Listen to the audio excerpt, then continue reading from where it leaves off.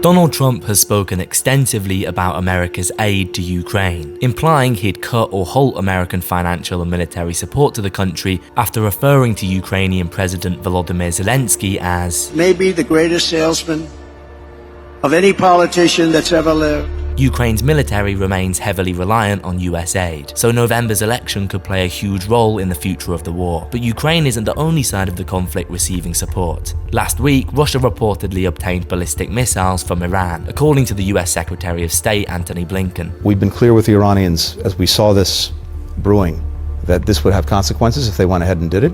There will be consequences. And this comes at a crucial moment in the Russo-Ukrainian war, with Ukraine bracing for an extremely difficult winter as Russia ramps up its attacks on their energy infrastructure. In response to Blinken's claims, the US, UK, France and Germany all imposed new sanctions on Iran. Iran denied sending any missiles, but has been implicitly supporting Russia for some time. The nation abstained on UN resolutions condemning Russia, and Iranian drones have been used by Russia in Ukraine. But who else is supporting Russia? Belarus, Russia's closest ally, hosted the Russian armed forces for training drills before allowing their troops to invade Ukraine directly from Belarusian territory. The Belarusian president, Alexander Lukashenko, has denied sending any troops to directly fight in the war, but confirmed that the nation has allowed Russian missile launchers to fire from Belarus into Ukraine. Despite this, public support in Belarus for Russia's invasion is thin. Polling shows that the most popular position for Belarusians is complete neutrality and the expulsion of all troops from Belarus. And even among those who support Russia, only 3% want Belarus to actually take part in the conflict. Anti-war protests have been staged across the country, and Belarusians have successfully sabotaged railways carrying Russian troops and equipment. Perhaps because of this, Lukashenko has presented himself outwardly as a peacemaker. Another of Russia's allies is North Korea, and the pair signed a mutual defense pact back in June. The two countries have a food for arms trade policy, where Russia sends North Korea grain, mostly plundered from Ukraine, in return for weapons and ammunition. And US intelligence officials believe Russia might also be supplying the country with nuclear submarines. The two countries haven't always been friends. Russia joined the UN in sanctioning North Korea for its nuclear weapons program throughout the 2010s, but it's since lifted these sanctions. Although various Western media outlets misreported that North Korean troops were being sent to fight in Ukraine, no such announcement has been made by Russia or Pyongyang. However, the prospect of North Korean troops entering the battlefield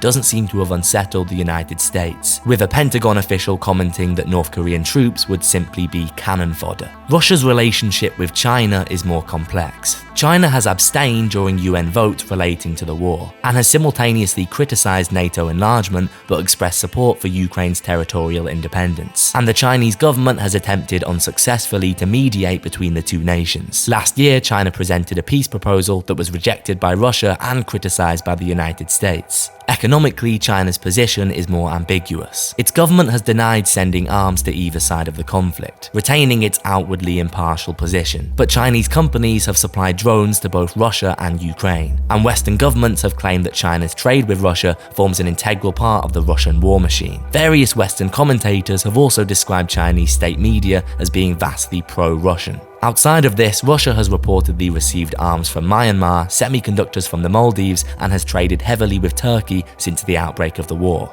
So what about support for Ukraine? Well, this is much more widespread. Predominantly Western nations have pledged more than $380 billion in aid, and the European Union has supplied lethal arms for the first time in its history to Ukraine. Altogether, over 50 countries are supporting Ukraine economically, including all EU states other than Hungary, Cyprus and Malta. But around 40% of Ukraine's aid comes from the United States. Whilst the United States government has been steadfast in its supplying of Ukraine, it's been reluctant to allow Ukraine to use US-supplied long-range weapons to strike into Russia, which could be perceived by Putin as a serious escalation. Zelensky has been continually lobbying the US government to lift these restrictions, which Biden claims he's working on, and UK Foreign Secretary David Lammy has confirmed is under discussion. It's been a long time coming, and Iran's alleged supply of ballistic missiles to Russia might just tip the balance. But as a harsh winter, the US election, and the chance of a Trump presidency looms, the outcome of the conflict could rest on Russia and Ukraine's allies.